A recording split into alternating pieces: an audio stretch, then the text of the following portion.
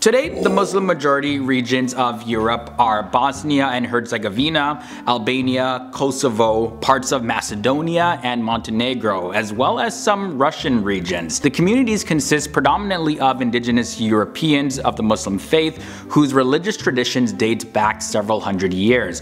The transcontinental countries of Turkey, Azerbaijan and Kazakhstan also are Muslim majority countries. But as I mentioned at the beginning of this episode, Muslims are a relatively small minority in Europe. However, in some countries such as France and Sweden, the Muslim population is a little bit higher than other places. This has led to political and social agitation in several countries in Europe. Even more so now because of the millions of asylum seekers in recent years, many of them being Muslims. The Muslim population in Europe has been increasing steadily and will continue to grow in the coming decades. From mid-2010 to mid-2016 alone, the total amount of Muslims in Europe rose more than 1%, from 3.8% to 4.9%, and that's 19.5 million to 25.8 million.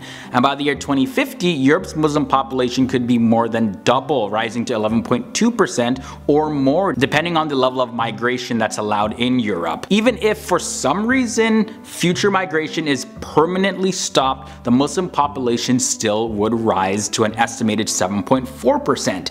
This is due to the relative youth and the high fertility rates of the current Muslims living in Europe. Muslims are much younger and have more children on average than other Europeans. In the year 2016, the median age of Muslims throughout Europe was 30.4, and that's 13 years younger than the median for other Europeans, and that's 43.8 years old. Looking at it in another way, 50% of all European Muslims are under the age of 30, compared with 32% of the non-Muslims in Europe. In addition, the average Muslim woman in Europe is expected to have 2.6 children, a full child more than the average non-Muslim at 1.6 children. Also, one thing to note, between mid-2010 and mid-2016, migration was the biggest factor driving the growth of Muslims in Europe. An estimated 2.5 million Muslims came to Europe for reasons other than asylum seeking, such as for employment or going to school. About 1.3 million more Muslims received or are expected to receive refugee status, allowing them to remain in Europe, and an estimated 250,000 Muslims left the region during this time period. When it comes to natural growth, well, that's the secondary driver when it comes to the growth of the Muslim population.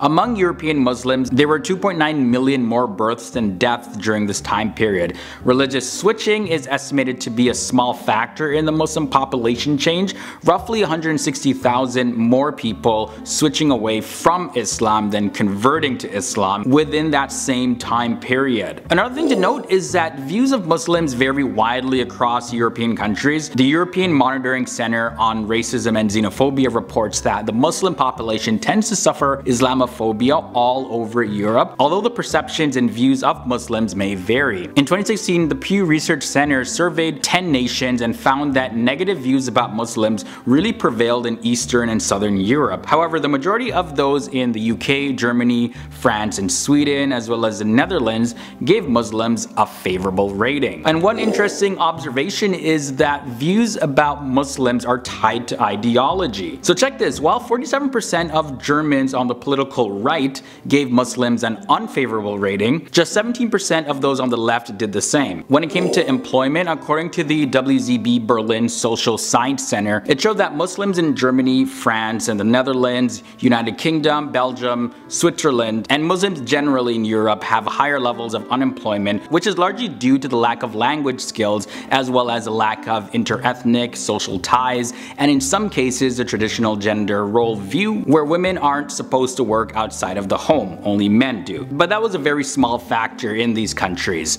Also, discrimination from employers attributed to a small portion of unemployment. And the final thing I want to share is that according to the Pew Research Center in 2018, most Europeans were in favor of restrictions on face covering veils. An estimated 13 out of 15 people favored a ban of face covering veils in Western Europe. As opposed to politicians and intellectuals, people perceive Islamic dress to not represent religious symbols, but to represent ideology in the form of Islamism, which they feel is intended to extend its influence into society and politics. So starting at number 10, between the years 1878 and 1924, Muslim immigrants from the Middle East, particularly from Syria and Lebanon, arrived, with many settling in Ohio, Michigan, and Iowa and North Dakota, as well as South Dakota. Like most other migrants, they were seeking greater economic opportunity than in their homeland, and often they worked as manual laborers. One of the first big employers of Muslims and blacks was the Ford Company. So that brings us to my next point. So the Great Migration of blacks to the north really helped to encourage the African American Islam revival and the growth of the African American Muslim nationalist movement that still exists to this day. The hope remains to restore the culture and faith that was destroyed during the era of slavery. That is their mission. Now, during the 1930s and 40s, Arab Muslims began to establish communities and build mosques.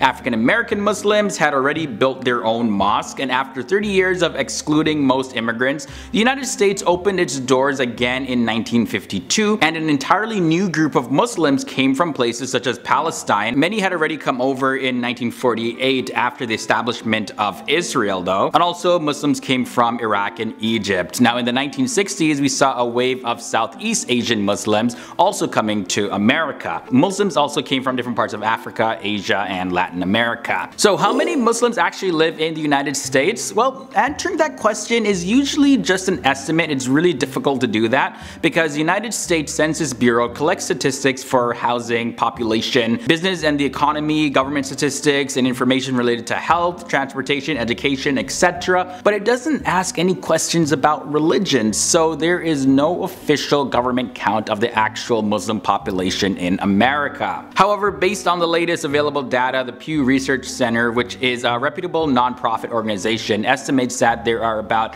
3.45 million Muslims of all ages living in the United States, and this was dated back in 2017, so that number should be a little bit higher by now. They also reported that Muslims made up only 1.1% of the total US population. Despite being such a small percentage of the overall American population, the Muslim population is actually growing pretty fast though. Muslims in the United States are no way as large as the population of Americans who identify as Jewish by religion. Yet projections suggest that in the United States, the Muslim population will grow much faster than the American Jewish population.